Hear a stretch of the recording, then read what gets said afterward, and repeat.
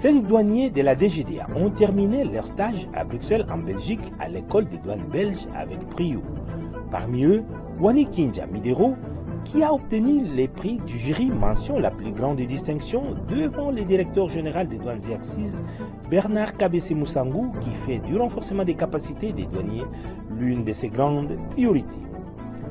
Échange fructueux entre le directeur général du FPI et son adjoint d'un côté et le directeur des cabinets du président de la République en charge des questions économiques et le coordonnateur de la réserve stratégique générale de l'autre.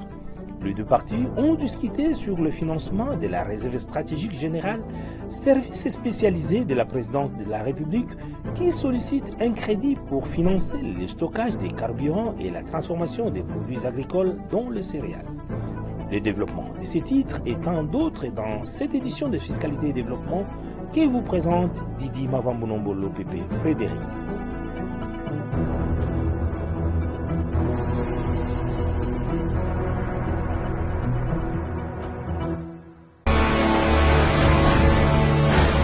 Agence Galaxy Media, la passion de développer la RDC. Bienvenue à cette nouvelle édition de Fiscalité et Développement, magazine hebdomadaire d'actualité économico-financière ainsi que des questions de développement au pays des léopards. La 54e cérémonie de remise des diplômes des stagiaires douaniers de l'école de douane belge s'est tenue à Bruxelles en présence du directeur général de douanes et accises de GDA, Bernard Kabese Moussangou. Cette cérémonie marque l'aboutissement de la formation d'une nouvelle promotion d'agents et réaffirme l'engagement de la DGDA en faveur du renforcement des capacités des Gabelous. Globalement, tous les 5 douaniers envoyés en stage ont presté avec brio, mais une parmi eux a obtenu le prix du jury, mention grande distinction. Il s'agit de la douanière Wani Kinja Midero, une femme très intelligente et engagée. Ils étaient 5 douaniers de la République démocratique du Congo, partis en stage au Royaume de Belgique, précisément à l'école de douane belge. 4 ont eu la mention distinction, mais le prix du jury, mention la plus grande distinction, a été décerné à une douanière de la Direction générale de douanes et accises de GDA, en l'occurrence Wani Kinja Midero, qui s'est distinguée par sa façon de prester parmi des douaniers venus de plusieurs pays. Ça s'est passé en présence du directeur général de la DGDA, Bernard Kabese Moussangou, qui place les renforcements des capacités des douaniers au centre de ses préoccupations. Le prix du jury, mention la plus grande distinction, sera remis par M. Bernard Falchan, directeur adjoint de l'École nationale des douanes de Tourcoing. Ce prix est remis à Mme Kinja Wani Midero de la République démocratique du Congo.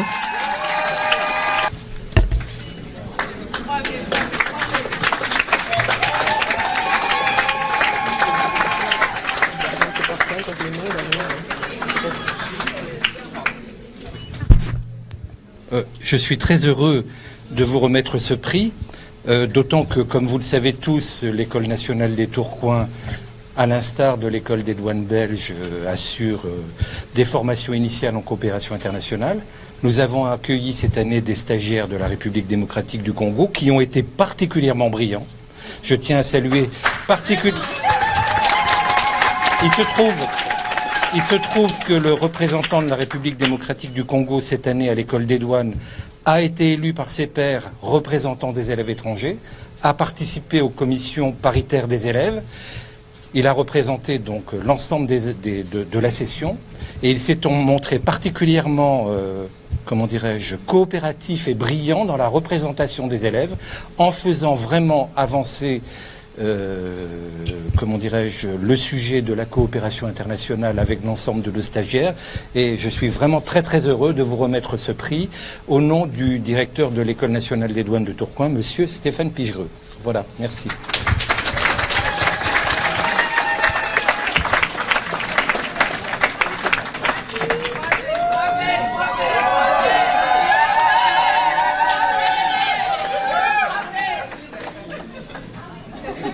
Cette douanière Wani Kinja Midero est le modèle d'une femme qui incarne l'excellence. Cette dame et mère de famille a fait la fierté non seulement de la RDC, mais de tout un continent.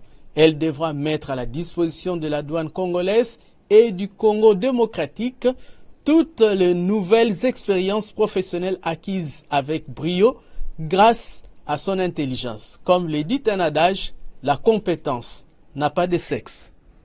La province douanière du Haut-Katanga demeure la première pourvoyeuse des recettes du Trésor public. Conscient de cet atout majeur, le directeur général de Douanes Axis, Bernard Kabese Mousangou, a tenu à féliciter ces hommes et femmes de la DGDA Haut-Katanga que dirige le directeur Évariste Tambwe Kankou. Le patron de la douane congolaise les a invités à faire davantage. C'était au cours d'une parade spéciale organisée lors de son récent séjour à Lubumbashi. Lambert Youmara Mazani, notre correspondant dans le Grand Katanga, nous en parle dans ce reportage.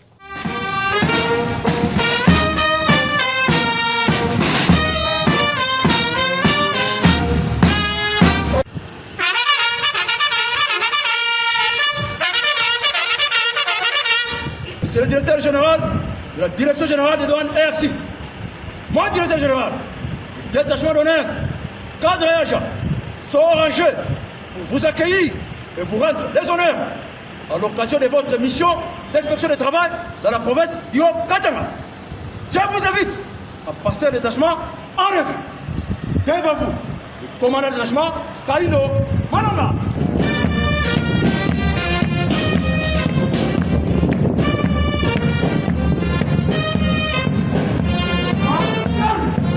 C'est par ces honneurs que cette parade spéciale du 12 juin 2026 a commencé ici, à l'entrepôt public ville de Lubumbashi. Le directeur général de Douane et Axis, M. Bernard Kabese Mousangou, conduit par le directeur provincial de la DGDA Haut-Katanga, Évariste Tambwe Kankou, va devoir s'adresser au personnel douanier réuni pour cette circonstance. Mais avant d'en arriver là, la brigade douanière a bombé le torse, balancé les bras et rangé les pas pour un défilé qui a réussi à arracher l'assentiment du premier des douaniers, fier de ses poulains.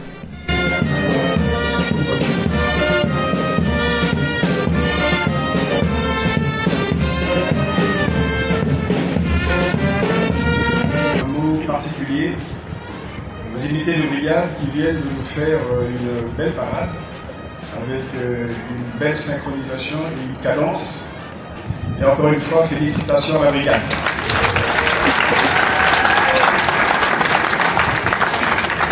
En regardant ces hommes et ces femmes, le directeur Évariste Tambwe apprécie à juste valeur le travail qu'il a abattu pour en arriver à redonner à cette province douanière du Haut-Katanga toutes ses lettres de noblesse. En effet, l'année dernière et le premier semestre de cette année en cours, la mobilisation des recettes douanières ici à Lubumbashi, dans le Haut-Katanga, a non seulement atteint les assignations, mais surtout dépassé les attentes de la haute hiérarchie. Occasion pour la délégation syndicale provinciale de solliciter du directeur général un regard clément en signe de récompense du travail abattu par le Haut-Katanga. Par rapport aux recettes que nous avons réalisées l'année passée et la dynamique sur laquelle nous nous sommes lancés cette année, je crois que de ce côté-là, vous êtes satisfaits. Nous avons atteint et dépassé. Et maintenant, là, nous sommes en train d'aller dans ce même sens-là et nous sommes très sûrs, sous le leadership de notre directeur, que nous dépasserons encore cette année les assignations et nous allons rencontrer vos attentes. Cet article parle des sanctions positives. Donc au titre 4, on parle des sanctions positives et négatives. Mais là, je voudrais vraiment m'accrocher, messieurs les DG, sur les sanctions positives. Un chapelet des doléances a été récité devant l'autorité nationale douanière, touchant aussi bien l'amélioration des conditions de travail que le social, passant par l'éternelle problématique d'avancement en grade. La direction provinciale s'est alignée derrière la recherche du mieux-être de son personnel. La direction provinciale au Katanga s'est efforcée de tenir ses engagements. notamment la maximisation des recettes, la lutte contre la fraude sous toutes ses formes, l'amélioration continue de performance et de la gouvernance administrative.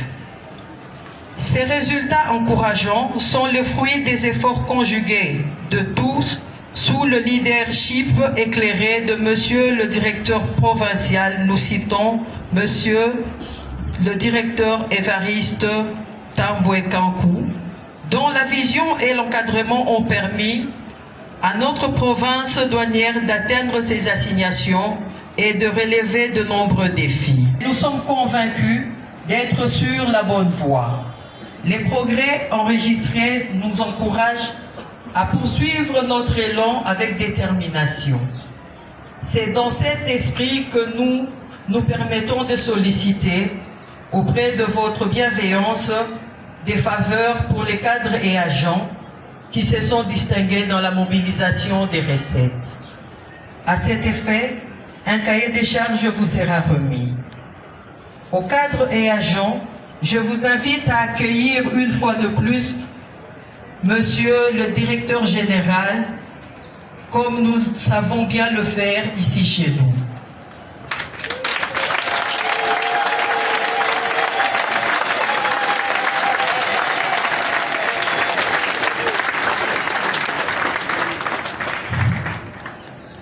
L'atteinte et le dépassement des recettes par le Haut-Katanga qui tire et couvre les contre-performances d'autres provinces fait déjà le bonheur de Bernard Kabessé.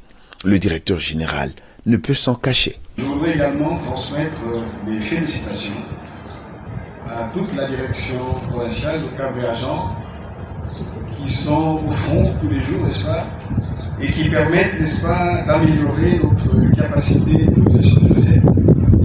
Le président de la délégation syndicale a eu l'occasion de dire en introduction que la province aligne déjà depuis 2025 et également au premier semestre de l'année 2026 les chiffres qui nous sont communiqués en rapport avec les réalisations de la province sont des chiffres satisfaisants. Satisfaisants parce que non seulement vous atteignez les assignations budgétaires qui seront consignés dans la loi des finances, mais que vous les dépassez également. Et donc c'est à votre mérite, à votre actif, à l'actif de la direction éclairée du directeur provincial, dont je salue la constance, n'est-ce pas, pour le travail, et vous pouvez l'applaudir, je pense.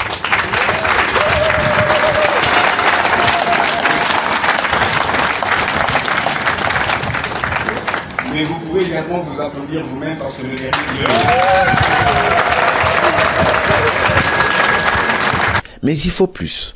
En se mettant plus au travail, en adoptant certaines attitudes, le Haut-Katanga pourrait encore faire des prodiges. Et je ne voudrais pas qu'on s'arrête en chemin simplement parce qu'on a fait 100%, ou 102, ou 104 et dormir sur ses lauriers. J'ai toujours rappelé, j'aime à dire, que les assignations qui sont contenues dans la loi des finances sont des minima. Et donc la province doit pouvoir scruter la véritable capacité contributive. Vous avez les éléments à votre possession, les éléments liés au volume, au tonnage, bien sûr, les éléments liés à la valeur en douane, tous les éléments qui concourent, n'est-ce pas, à une meilleure taxation, mais aussi les éléments de base de la taxation, dont je vais rentrer dans ces détails. Et donc, au-delà des félicitations, j'exhorte tout le personnel à pouvoir faire davantage. On vous demandera davantage parce que nous sommes une administration de contrôle et nous devons améliorer les contrôles et nous devons, n'est-ce pas, pouvoir donner à l'État les moyens de sa politique budgétaire. Aujourd'hui, lorsqu'on fait un inventaire général de ce que nous réalisons mensuellement, je vais juste me limiter à l'année 2026, nous avons une moyenne de réalisation mensuelle de presque 250 millions de dollars par mois. Et c'est à l'avantage de tout le personnel de la DGDA, aussi bien ceux qui sont ici dans le Haut-Katanga, dans le là-bas et ailleurs. Il n'y a pas de petits bureaux, il n'y a pas de grands bureaux, tout concourt, n'est-ce pas, à faire la sommation des chiffres que nous devons présenter transparents aux autorités, parce que nous sommes redevables. Les stratégies données par le DG, je ne vous en parle pas dans ce reportage. C'est aux hommes de Tigre qu'elles étaient adressées. C'est un bel avenir qui pointe à la fin de cette année, grâce notamment aux performances de cette province du Haut-Katanga que dirige avec beaucoup de professionnalisme, mais dans le silence et l'humilité, le directeur Tambwe Kankou. Pour ce chevronné de la douane, dont est fière la haute hiérarchie, la forte mobilisation des recettes parle mieux que les discours. C'est donc avec un sentiment d'un devoir accompli que les douaniers du Haut-Katanga ont raccompagné leur hôte, le directeur général, qui repartait ainsi pour Kinshasa, d'où il attendra encore davantage des recettes de ce géant. Un communiqué conjoint de Gérard du secrétariat général à la chancellerie des ordres nationaux, il porte sur l'obligation à tous les responsables des services publics, para-étatiques ainsi qu'aux entreprises publiques et privées de disposer de la nouvelle effigie du président de la République au plus tard le 30 juin 2026. Suivez-les dans cette lecture de Céline Boumba Angelani Lagrasse. Le secrétariat général de la chancellerie des ordres nationaux et la direction générale de recettes administratives, judiciaires, domaniales et des participations des Gérard en sigle rappellent à tous les responsables de services publics et para-étatiques et aux entreprises publiques et privées à travers leurs corporations respectives l'obligation de disposer de la nouvelle effigie de son Excellence Monsieur le Président de la République, chef de l'État et grand chancelier des ordres nationaux dans les différents offices de leurs entités respectives. Ainsi, il est demandé à ceux qui ne sont pas en règle vis-à-vis de cette obligation de contacter les services du secrétariat général à la chancellerie des ordres nationaux pour les formalités en vue d'acquisition au plus tard le 30 juin 2026. À partir du 1er juillet 2026, les services attitrés passeront vérifier la présence de l'effigie précitée dans les différents services et entreprises. Passé ces délais, les défaillants s'exposeront à toutes les mesures en l'espèce. Communiqué signé conjointement le directeur général de la DGRAD, Étienne Outoudi-Lutula, le secrétaire général à la chancellerie des ordres nationaux, Montanda Bassoussou Jean, général des brigades. Le mercredi 24 juin 2026, le directeur général du Fonds de promotion de l'industrie FPI, Hervé Claude Ntumba Batukonke, à côté de son adjoint Blaise Mastaki Birinoa, s'est entretenu avec le directeur de cabinet du président de la République en charge des questions économiques et les coordonnateurs de la réserve stratégique générale. Leurs discussions ont porté sur les affaires en vue de booster l'économie nationale. Les détails dans ces reportages de nos confrères de la cellule de communication du FPI. Ce mercredi matin, le Fonds de promotion de l'industrie a reçu André Niembwe Musungai et Serge Moulumba Kachi, respectivement directeur de cabinet du président de la République en charge des questions économiques et coordonnateur de la réserve stratégique générale. Il ne s'agit pas d'une démarche administrative, encore moins d'une simple rencontre entre les services de l'État, mais plutôt de vraies discussions sur les affaires en vue de booster l'économie nationale. La rencontre entre les deux parties a tourné autour du financement de la réserve stratégique générale. Ce service spécialisé de la présidence sollicite un crédit pour financer le stockage des carburants et la transformation des produits agricoles dont les céréales. Il faut noter que la réserve stratégique s'est engagée dans une approche innovante avec la construction des unités de transformation des produits agricoles. Dans un premier temps, les villes de Kinshasa, Lubumbashi, Kolwezi et Kananga sont concernés par la construction des usines de transformation et des unités de stockage de produits pétroliers. Les céréales et les carburants sont considérés comme des produits stratégiques dont le pays doit disposer en grande quantité. Pour le coordonnateur de la réserve stratégique, la vision du président Félix Tshisekedi consiste aussi à créer plus de 150 000 emplois via ce service. Le crédit sollicité sera remboursé conformément aux engagements et aux échéances car les deux produits ciblés sont rentables et indispensables dans la vie d'une nation. Nous sommes venus discuter sur certains projets que le président tient à cœur le président de la République en termes de stockage des produits stratégiques. Oui, c'est très important de noter que dans les projets montés et conçus par la réserve stratégique, il y a une dimension transformation, production locale, accompagnement en milieu rural, des projets que nous avons initiés. Et donc, ça rentre vraiment dans les missions du Fonds de promotion pour l'industrie. Le directeur général du FPI, Hervé Claude Batoukonké, apprécie la nouvelle approche de la réserve stratégique qui met aujourd'hui l'accent sur la transformation, synonyme de création des chaînes de valeur et d'industrialisation du pays. Les experts des deux parties vont travailler d'arrache-pied dans un délai relativement court, en vue de produire des résultats tels que voulus par le président Félix Tshisekedi, conformément à sa vision de la revanche du sol sur le sous-sol. Placé sous les signes de la transformation économique et de la transition énergétique, la DRC Mining Week a vécu à Lubumbashi dans le Haut-Katanga du 17 au 19 juin 2026. Intervenant à la pré-conférence de ces rendez-vous du secteur extractif, le directeur général adjoint du Fonds de promotion de l'industrie FPI, Blaise Mastaki Birinois, a rappelé à l'assistance que l'énergie constitue la première infrastructure de développement industriel. Retour sur cet événement dans ce reportage réalisé par la cellule de communication du FPI.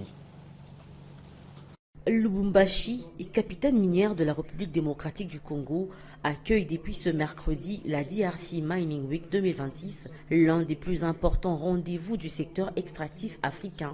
La cérémonie d'ouverture s'est tenue au Pullman Lubumbashi Grand Caravia en présence des autorités publiques, des opérateurs miniers, des investisseurs et de partenaires au développement. Le ministre des Mines, Louis Watum Kabamba, a officiellement lancé les travaux de cette édition, placée sous le signe de la transformation économique et de la transition énergétique. Au cœur des échanges, une question stratégique. Comment faire de l'immense potentiel minier de la RDC un véritable moteur d'industrialisation et de création de valeur locale, premier producteur mondial de cobalt et détenteur d'importantes réserves de cuivre, la RDC occupe une position incontournable dans l'approvisionnement mondial en minerais critiques indispensables aux technologies vertes. Mais pour transformer ces ressources sur son territoire, le pays doit relever un défi majeur, celui de l'accès à une énergie abondante, fiable et compétitive. C'est dans ce contexte que le Fonds de promotion de l'industrie, le FPI, a pris part à la pré-conférence consacrée à la transition énergétique et à l'industrialisation. Intervenant devant les participants, le directeur général adjoint du FPI, Blaise Mastaki Birinois, a rappelé que l'énergie constitue la première infrastructure de développement industriel. Pour le FPI, l'ambition de la RDC ne peut plus se limiter à l'exportation des matières premières. L'objectif est désormais de favoriser leur transformation locale afin de générer davantage de valeur ajoutée, de créer des emplois et de renforcer la compétitivité de l'économie nationale. Et donc notre stratégie, et c'est pas même notre intérêt de financer des projets énergétiques, c'est de transformer réellement. Quelqu'un me disait tout à l'heure en entrant que le potentiel congolais n'est plus à démontrer. Et aujourd'hui, c'est plutôt concrétiser ce potentiel. Et on le concrétise par le financement de l'énergie qui incite même l'industrialisation du pays. Donc nous allons vers la valeur ajoutée pour localement qui augmente notre TPI local, d'où l'intérêt même pour le FPI aujourd'hui de soutenir ces projets énergétiques. Ici, je fais allusion, vous savez que nous finançons aussi la chaîne de valeur minière. Et donc, il est de notre intérêt de soutenir l'énergie, mais pas que, vous voyez, pour justement permettre à toute la chaîne de valeur minière de pouvoir s'exprimer, permettez-moi l'expression, et par ricochet, c'est pas gratuitement que nous le faisons. Alors donc, je conclue en disant effectivement que la concentration sur le financement des projets énergétiques autour des miniers, bien sûr, a un impact direct sur la rentabilité de la mégastructure qui aussi peut être financée dans certains de ces aspects. Vous avez vu qu'il y a des grosses sommes qui sont décidées dans ce projet des miniers. Alors nous ne parlons pas forcément des financements des 100 millions de dollars nous-mêmes.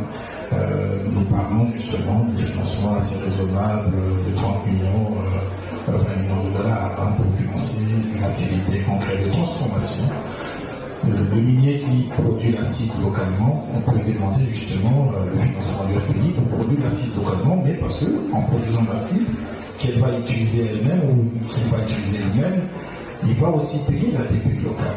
Notre foi aujourd'hui, et voilà. Cette vision se traduit déjà à travers plusieurs projets industriels soutenus par l'établissement public. C'est notamment le cas de MES, spécialisé dans la fabrication des cathodes, des tuyaux et des câbles électriques, des bags and sacks, qui produit des emballages destinés à l'industrie minière, ainsi que du laboratoire d'analyse minière du Lualaba, dont le renforcement des capacités contribue à améliorer le contrôle et à la certification des produits miniers.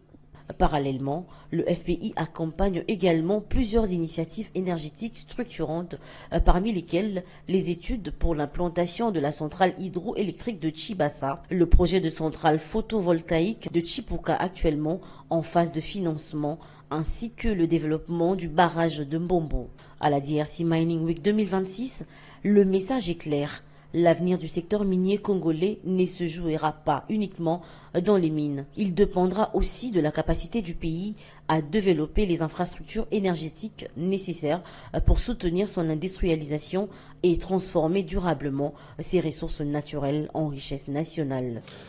Le contrôle systémique initié par l'Inspection générale des finances IGF est une approche préventive et numérique qui permet de surveiller les flux financiers en temps réel, de détecter les défaillances et de bloquer la fraude avant que le fonds ne soit détourné.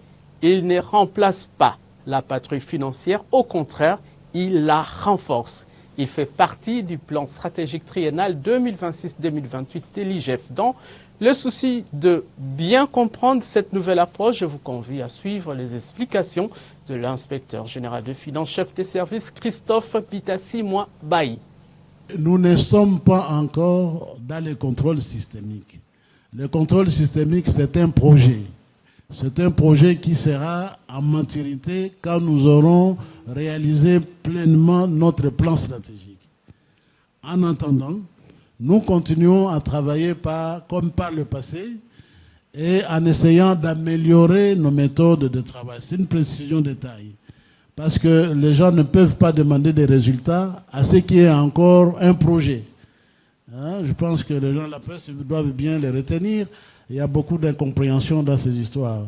L'autre précision qu'il faut donner, c'est que les gens ont tendance à opposer la patrouille financière au contrôle systémique, ainsi de suite, tout cela. La patrouille financière, c'est une œuvre de l'Inspection générale des finances.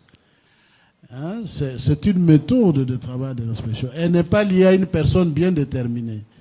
C'est une méthode institutionnelle, n'est-ce pas?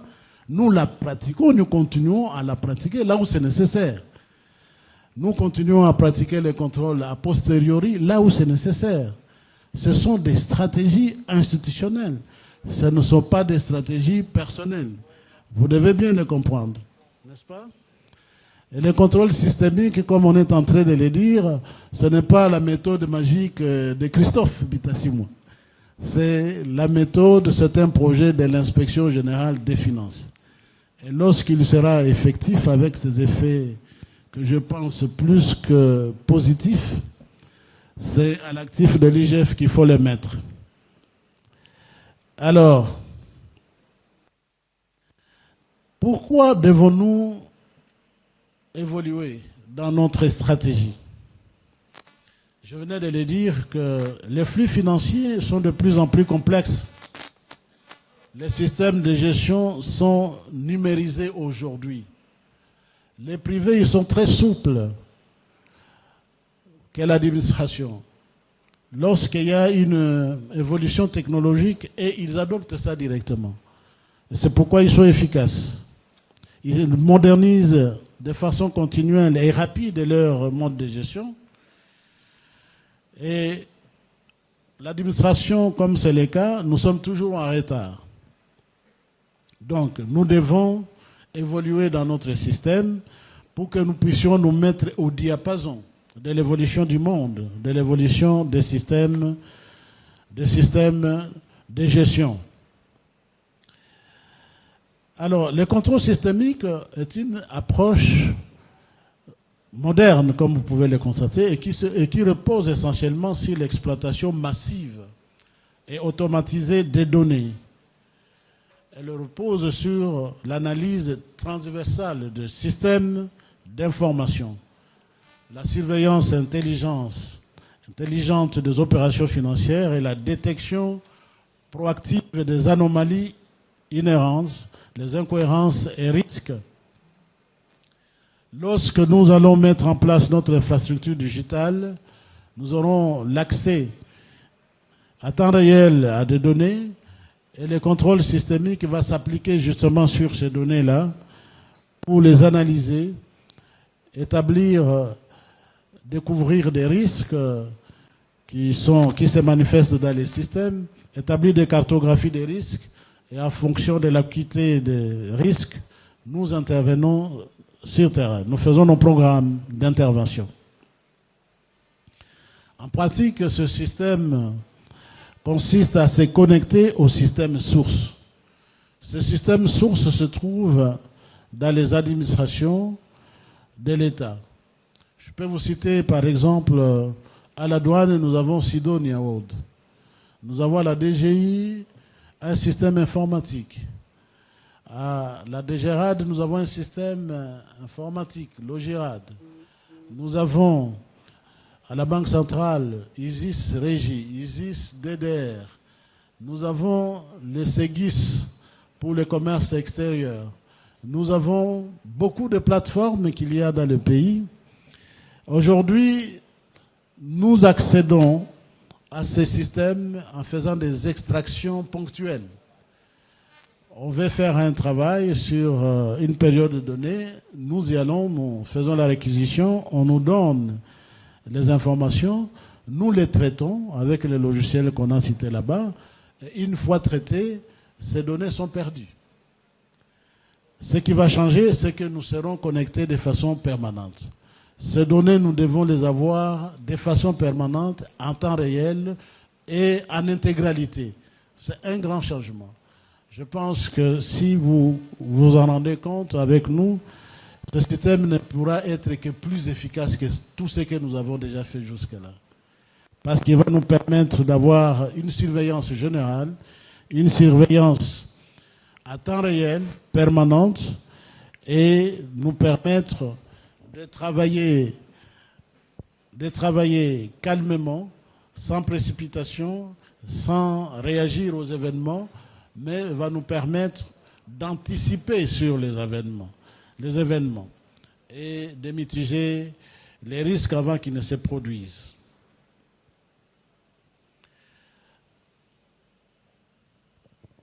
Alors, il y a quelques mythes qu'il faut dissiper, parce que, justement, comme je venais de le dire là, il y a ce qui risque de donner au contrôle systémique une connotation qui n'est pas la sienne. Le contrôle systémique n'est pas un nouveau mode de contrôle de l'IGF.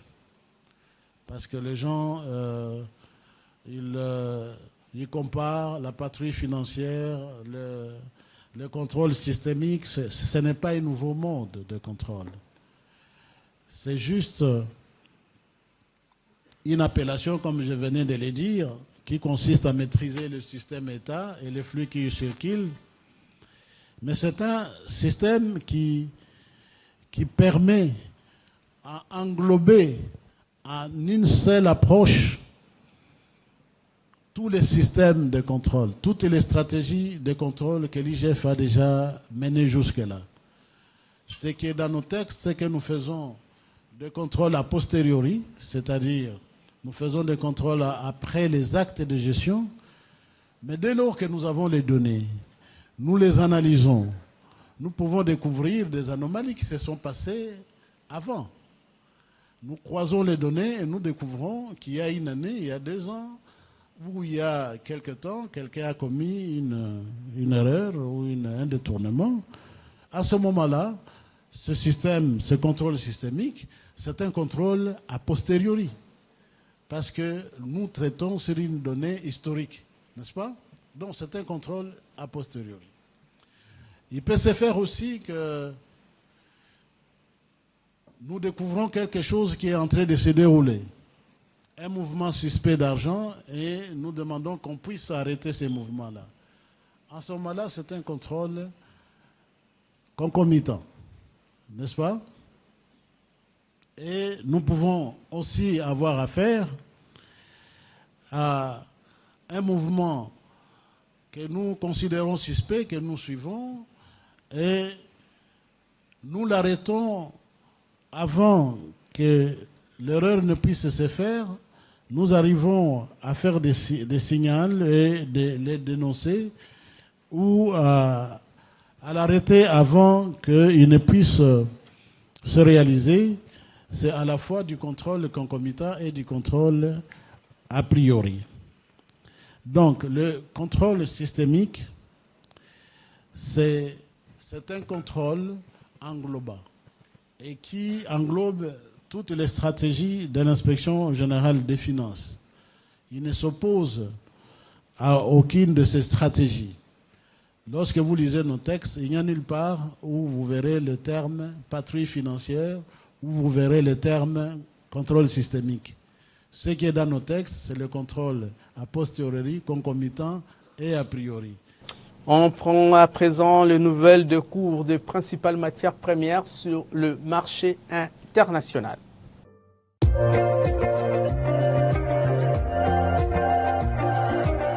Baisse du cours du pétrole sur le marché international, favorisée par la reprise du trafic à travers le point de passage stratégique comme le détroit d'Ormuz. Cette sécurisation de voies maritimes a rassuré les marchés et stimulé l'offre immédiate. Il y a aussi la détente géopolitique au Moyen-Orient qui a fait reculer les craintes de perturbations liées aux conflits régionaux, entraînant la disparition progressive de la prime des risques qui avait gonflé les prix du pétrole sur le marché international. Ainsi, le cours du pétrole a clôturé la semaine en baisse de 3,94% chez WTI en coûtant 68,69$ le baril. Et chez Brent, il a reculé de 4,33% en valant 71,60$ le baril. Hausse de 0,09% pour le cours du cuivre négocié à 13 194$ la tonne. Le prix de la tonne du cobalt se maintient à 56 290$. Celui de l'or est en hausse de 1,40% en se négociant à 4 084,05$ l'once. Côté principaux produits céréaliers, il y a hausse du cours du maïs de 0,06%, se fixant à 415$ la tonne. Hausse également du coût du riz paddy, c'est-à-dire non décortiqué, de 1,20% en se vendant à 13,08$ la tonne. Le cours du blé a chuté de 1,99%, valant 579$ la tonne. Par contre, celui du cacao a grimpé de 5,24% en se négociant à 5 159$ la tonne, le tout à la clôture de la semaine qui s'achève.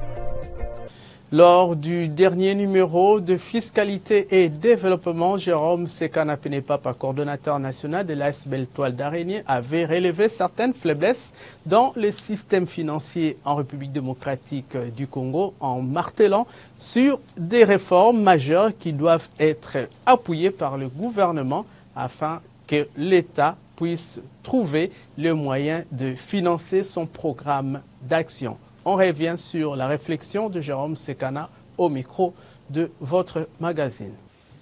Parlant de faiblesses constatées dans la mobilisation des recettes publiques, mais aussi la gestion de nos finances publiques en République démocratique du Congo, nous pouvons commencer par la modicité de notre budget. Eh bien, notre budget ne reflète pas la grande capacité contributive dont dispose notre pays.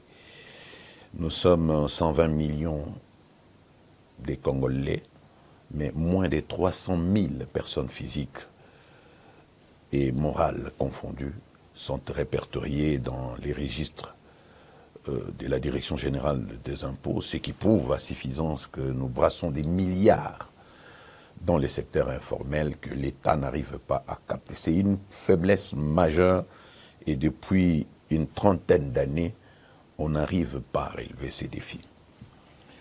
Une deuxième faiblesse, c'est la mauvaise répartition de nos richesses nationales. Ici, je ne parle pas des minéraux, je parle de pièces sonnantes et trébuchantes que notre pays mobilise à travers le budget national. Quand vous regardez la répartition des dépenses, ce sont les institutions qui sont extrêmement budgétivores. Et les lignes budgétaires qui alimentent les secteurs pauvres sont faiblement alimentées, au point que certains secteurs ne trouvent même pas la moitié du budget prévu pour leur fonctionnement. Nous avons également, au titre des faiblesses, une faible appropriation des réformes fiscales et parafiscales engagées par les gouvernements, par les contribuables et autres assujettis. Nous avons comme l'impression que lorsqu'on conçoit ces réformes, on n'approche pas les techniciens de la communication. Ces réformes ne tiennent pas compte d'une cartographie psychosociale et anthropologique de nos populations. Donc, ce sont des réformes taillées sur mesure, comme des opélantes qu'on impose à la population. Je pense qu'il y a un problème communicationnel très très sérieux. On parlait bien sûr de la vulgarisation qui est le cadet des soucis. Même dans tous les projets, on accorde, au niveau des institutions de Bretton Woods, on accorde 5% du budget de chaque projet à la communication, mais en République démocratique du Congo, même pas 1%, ce qui est une faiblesse majeure. Nous osons croire qu'il faut rectifier les tirs. Il y a également l'absence des sanctions négatives et positives contre les antivaleurs qui sont vraiment érigées en sports nationaux. Quand nous parlons des sanctions négatives, nous disons, eh bien, on ne sanctionne pas vraiment les détourneurs des deniers publics. On ne sanctionne pas vraiment ceux qui se compromettent dans la mobilisation des recettes publiques. Et la sanction ne peut pas être seulement négative, la révocation ou l'emprisonnement. La sanction, c'est aussi susciter l'émulation, féliciter ceux qui travaillent bien, parce qu'il y en a ceux qui travaillent bien, mais ils ne sont pas encouragés. Et on leur dit « Yomotogo Samboko ». Donc, et du coup, toutes les bonnes volontés qui ont tendance à pouvoir sortir des sentiers bâtis, c'est rébuffent, et c'est le pays qui perd. Nous avons également des textes de loi que nous devons revisiter. Nous allons vous citer quelques exemples. La loi cadre sur les télécoms, nous l'avons déjà dit plusieurs fois. La data génère des milliards. Nous avons 75 millions de cartes SIM activées en République démocratique du Congo. L'opérateur public ne voit que du feu. Conséquence, là où la Chine mobilise 2 milliards de dollars sur la data par jour, notre SCPT ne voit que du feu. Donc il y a moyen de corriger. Et nous avons des propositions concrètes quant à ça. Malgré les états généraux qu'on a organisés, on n'a pas mis vraiment les doigts dans la plaie. Il y a aussi les codes miniers. Les codes miniers que nous utilisons aujourd'hui, bien sûr, nous a apporté suffisamment de moyens, comparativement à celui de 2002, mais il y a encore des choses qu'on doit corriger. Et vous avez également la loi cadre sur l'environnement, les codes forestiers. Il faut l'adapter. Il y a des nouveaux métiers verts qui sont nés de l'évolution de la technologie environnementale. Il y a des recettes innovantes qu'on trouve dans les secteurs, bien sûr, de l'environnement, dans les secteurs des hydrocarbures, dans les secteurs hydrauliques. Mais on n'en tient pas compte. Donc voilà une niche des recettes publiques qui est là, mais curieusement, on ne s'intéresse pas vraiment pour essayer de mobiliser et permettre à l'État de capter cette manne qui dort dans ces secteurs. Au titre des faiblesses, nous avons également l'absence d'une réelle volonté politique. Lorsque nous disons l'absence d'une réelle volonté politique, parce que nous aimerions quand même avoir dans ce pays, comme le fait souvent le président Fachi, qu'on le voie taper du poing sur la table, avec lui le Parlement et pourquoi pas les gouvernements, pour déplacer les montagnes de la pauvreté dans notre pays.